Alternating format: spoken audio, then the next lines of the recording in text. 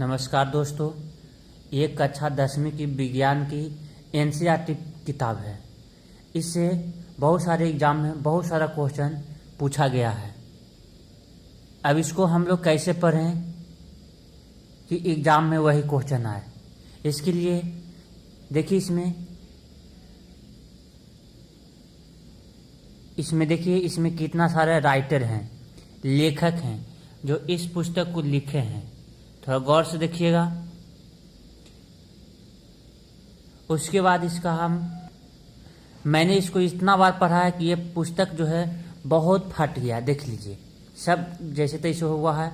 इसको बहुत बार इसमें देखिए, पहले इसका चैप्टर जो है देख लेते हैं क्या इसमें पढ़ना है, विषय सूची क्या पढ़ना है। देख लीजिए, ये एनसीईआरटी का बुक है। इसमें देखिए पहला जो पढ़ना है, पहला अध्याय में रासायनिक अभिक्रिया एवं समीकरण।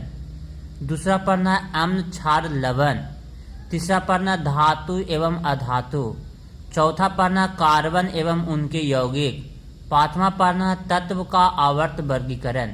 यानी जो ये 5 लेसन जो है, ये 5 लेसन जो है इसमें वह केमिस्ट्री है। क्या है? केमिस्ट्री पढ़ना है।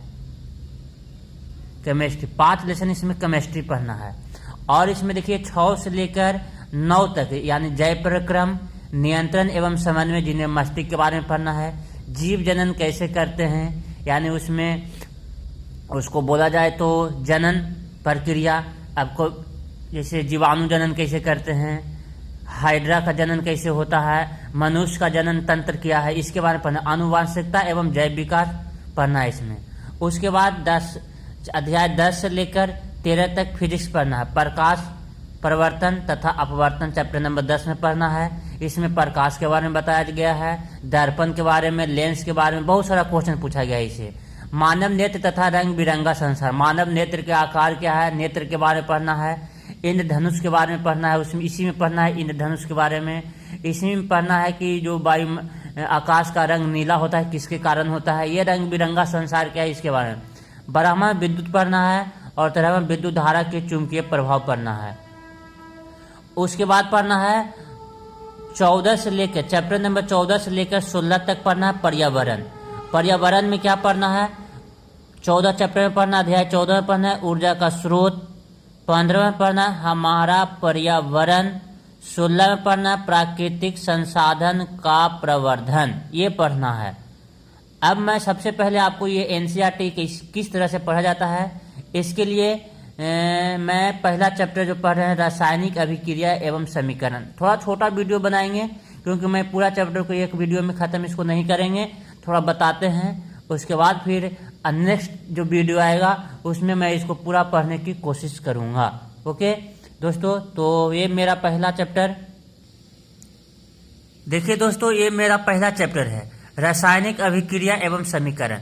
अब इसमें पढ़ना कैसे, पहले आप इस पेज को, पूरा पेज को देखिए, ये पूरा पेज है, इसको एक बार पहले पढ़ लीजिए। और पढ़ने के बाद क्या करना है कि जो ये साइड में जो मैंने लिखा है, जैसे देखिए ये साइड में मैंने लिखा है, इसी तरह साइड में लिख देना है। ओके, तो मैंने पहले इसको पढ़ते हैं। मैंने बहुत बार पढ़ा, इसलिए मेरा बुक में लिखा हुआ देखिए, लिखा इसमें आपने दैनिक जीवन की निम्नलिखित परिस्थितियों पर ध्यान दीजिए। यानी हमारे दैनिक जीवन में जो सारा परिस्थिति, उस पर ध्यान और विचार कीजिए कि क्या होता है। तो मैंने विचार कर लिया, ध्यान भी दे दिया। क्या होता है उसमें दिया पॉइंट। पहला दिया है क्या, गर्मियों में कमरे के ताप पर दूध को खुला छोड़ दिया जाता है। जब गर्मी के मौसम में हम लोग कमरे के ताप पर, यानी जो तापमान हमारा कमरा का होता है, रूम टेम्परेचर होता है, उस पर दूध को खुला छोड़ देंगे तो क्या होगा। दूसरा है लोहे का तावा या तसला या किल को आर्द्र वायु में खुला छोड़ दिया जाता है, तब क्या होता है, तो उसमें जंग लग जाता है। तीसरा अंगूर का किण्वन हो जाता है। चौथा भोजन का पकाया जाता है। पांचवा हमारा शरीर भोजन को पचा लेता है। और छठा हम सांस लेते हैं। तो इस परिस्थितियों में, इन सभी परिस्थितियों में प्रारंभिक वस्तु की प्रकृति तथा पहचान कुछ न कुछ बदल जाता है।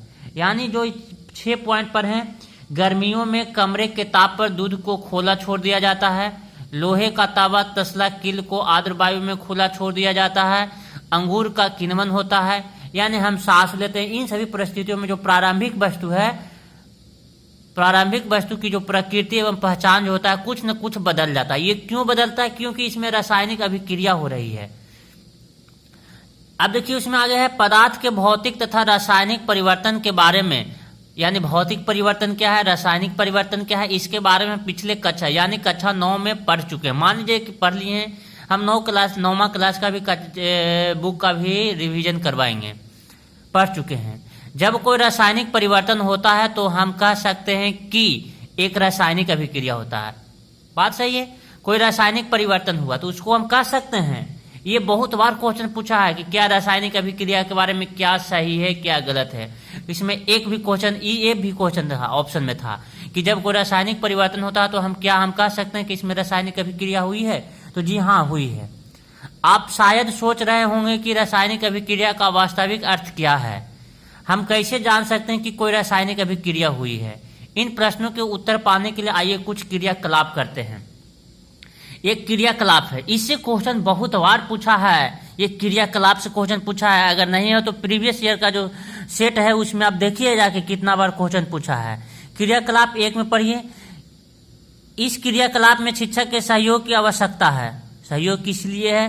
क्योंकि आप आपसे ज्यादा विद्यार्थी हैं, ज्यादा पढ़ा लिखा है, या वो आपसे ज्यादा सचेत है इसमें क्या हानिकारक होता है ना हो, तो इसलिए शिक्षक से हमेशा सलाह लीजिएगा। सुरक्षा के लिए छात्र आंखों पर चश्मा पहन ले तो उचित होगा, क्योंकि रासायनिक अभिक्रिया है, इसमें कुछ भी हानिकारक गैस उत्पन्न हो सकती है। अब देखिए क्या करना, लगभग 2 सेंटीमीटर लंबे मैग्नीशियम रिबन को रेगमाल से रगड़कर साफ कर लीजिए। 2 सेंटीमीटर लंबे हम मैग्नीशियम के रिबन को लिया और इसको रेगमार से रगड़कर साफ कर लिए।